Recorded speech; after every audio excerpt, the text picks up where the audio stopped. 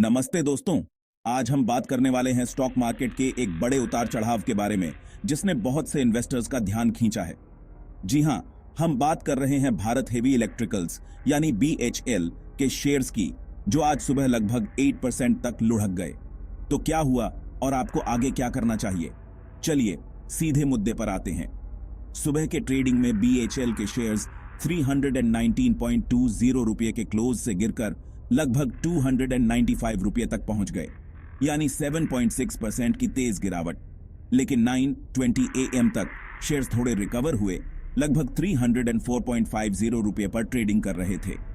फिर भी ये पिछले दिन के मुकाबले 4.6% से ज्यादा की गिरावट है। इस सेल ऑफ की वजह क्या है?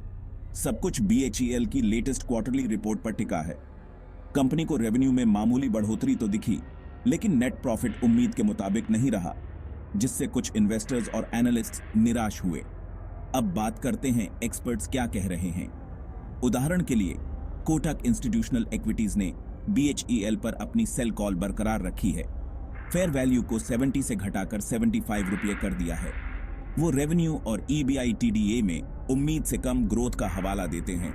हालांकि वो अर्निंग्स पर शेयर को अनचेंज्ड रहने का अनुमान लगाते हैं, क्योंकि वर्किंग कैपिटल कम है। अब एक इन्वेस्टर के तौर पर आपके लिए इसका क्या मतलब है? अगर आप BHEL के शेयर्स होल्ड कर रहे हैं तो इन एनालिसिस पर ध्यान देना बेहद जरूरी है। मार्केट सावधानी का संकेत दे रहा है, शायद कंपनी की चैलेंजिंग मार्केट में अपने प्रोजेक्ट्स को इफेक्टिवली पूरा करने की क्षमता को लेकर चिंताओं के कारण। तो क्या आपको सेल करना चाहिए, होल्ड करना चाहिए या और खरीदना चाहिए?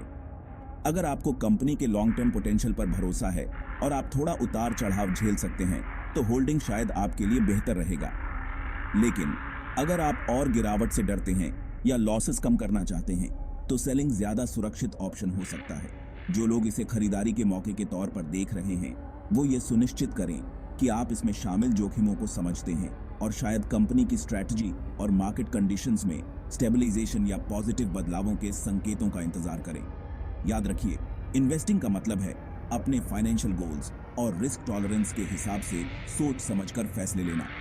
मार्केट ट्रेंड्स पर नजर रखें, अलग अलग ओपिनियंस को सुनें और सबसे जरूरी, कभी भी शॉर्ट टर्म मूवमेंट्स के आधार पर जल्दबाजी में फैसले न लें।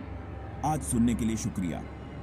मुझे उम्मीद है कि इस ओवरव्यू से आपको BHEL की स्थिति की ज्यादा स्पष्ट तस्वीर मिली होगी और इससे आपको अपने इन्वेस्टमेंट डिसीजन समझदारी से लेने में मदद मिलेगी। अगली बार तक इन्फॉर्म्ड रहें और स्मार्ट तरीके से इन्वेस्ट करें।